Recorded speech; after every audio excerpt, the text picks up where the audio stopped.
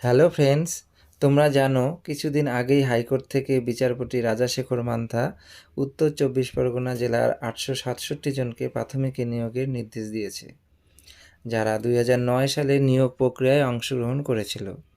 সেই মর্মে উত্তর ২৪ পরগনার ডিপিএসসি থেকে ২৯/৪/২০২৪ তারিখে একটি নোটিফিকেশন দেয়, যেখানে বলা হয়েছে ২০০৯ সালে নিয়োগ প্রক্রিয়ায় যারা পাশ করেছিল এবং পিটিশনার ছিল সেই সব ক্যান্ডিডেটদের ডকুমেন্টস ভেরিফিকেশন করার জন্য ডেকে পাঠিয়েছে উত্তর ২৪ পরগনা জেলার ডিপিএসসি পরবর্তী প্রসেসিং শুরু করার জন্য। যে সমস্ত ডকুমেন্ট চেয়ে পাঠিয়েছে সেগুলো হলো 2 কপি অ্যাডমিট কার্ড, ইন্টারভিউর কল লেটার এবং সমস্ত শিক্ষাগত যোগ্যতার সার্টিফিকেট। এগুলো উত্তর ২৪ পরগনার ডিপিএসসিতে 13/৫/২০২৪ তারিখের মধ্যে বিকেল 5টার মধ্যে জমা করতে হবে। এরপর কিন্তু আর জমা করা যাবে না। এই ছিল আপডেট।